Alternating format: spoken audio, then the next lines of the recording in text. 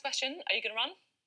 No, I think this is a beauty parade for hard Brexiteers, so I'm not going to be in it. And is that the reason why? You just don't think there's effectively any chance that you would win?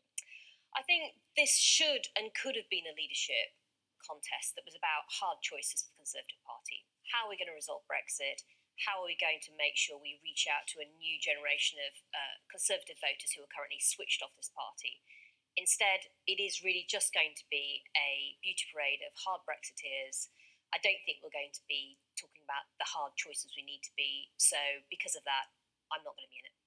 At the same time, though, can you really complain about what the race is about if you're not willing to get in there and make your arguments? I think you just have to face the reality of where the party's at the moment. I don't know whether, I've not won the case on a second referendum as a resolution yet. There may well be a time when we do realise that that's the right route through.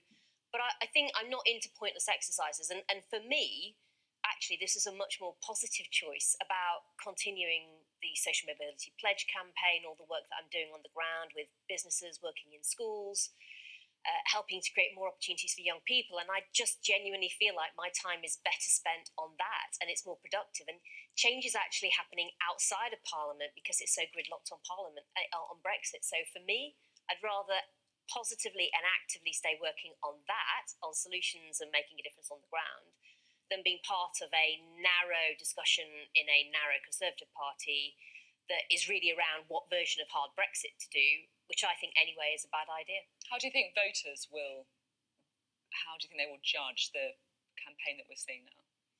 Well, I think what we should be doing is talking to people out in the country, and instead we're about to spend several weeks having a discussion with ourselves at a moment when the country is in crisis. Now, what I want to hear from those people who set their face against a second referendum as a way of resolving Brexit is what's their plan? I think we're going to hear a lot of them said they want to leave with no deal by the end of October. Which is not going to get through Parliament. A soft Brexit deal the Prime Minister proposed doesn't get through Parliament. None of them all of them need to set out the detail of how they are going to do a workable, deliverable route forward on Brexit. Not just what they want, how are they going to implement it?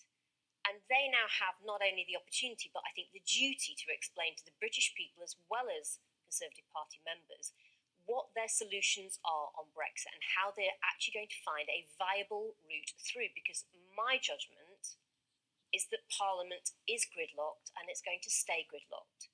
So we will have to have a referendum because it's only the people who can now break that gridlock.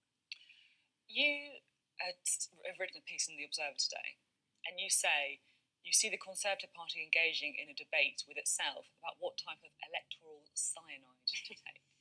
I mean, what do you mean by that? It sounds pretty grim.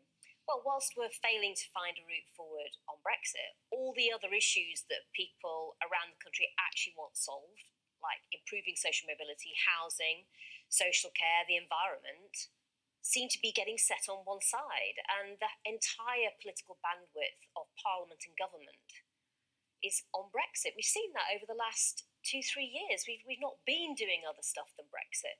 So until you have a route through, we won't be able to break that logjam. And what I'm saying to the candidates is, tell us what the route is. I recognise that people are not yet convinced that a second referendum is the way to break the logjam, but I want to hear what their alternative is, because so far I haven't seen it. We heard from Damien Green a bit earlier on the programme, and he said that he thinks the future of the Conservative Party is at stake here. Well, is that what you think?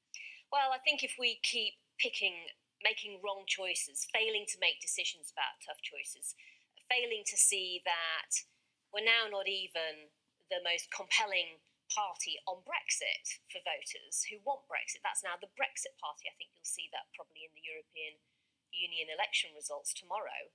Whilst at the same time, we're not reaching out to young people. We're not willing to listen to communities like my own, full of young people, who are saying that they want to say on Brexit. And actually, they see Brexit as the thing that's holding up change happening in Britain. And for me, whilst this debate myopically goes on in the Conservative Party, I'd much rather put my time into actively, positively, constructively working on the ground to genuinely get more opportunity to more young people.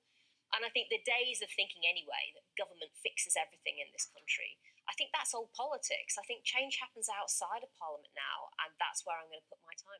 Who are you going to back? Well, I want to see all the candidates set out their stall, so it's impossible to say. There's some you've ruled out backing. Not yet, no. I mean, obviously, I'll genuinely look at what they all have to say, but I want to see some details and viable, serious, proper plans for Britain.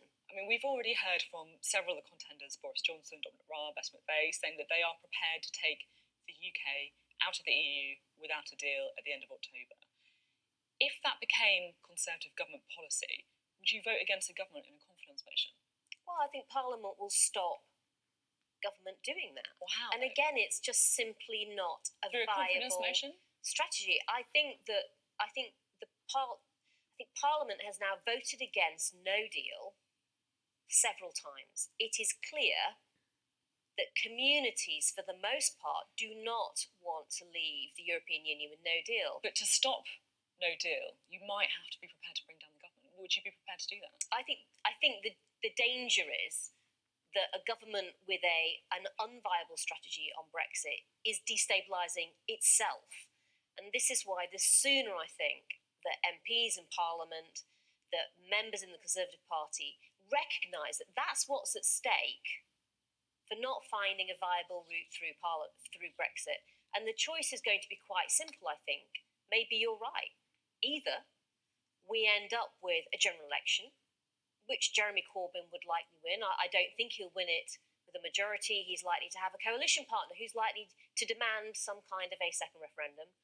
Or we can choose to break the Brexit deadlock through actually giving people a vote, but on the topic itself, which is a second referendum on Brexit. And in the end, we are going to have to bite the bullet. But for the moment, it seems to me that the party's avoiding those tough choices. And that's why, for the leadership campaign, I'm not going to be part of it.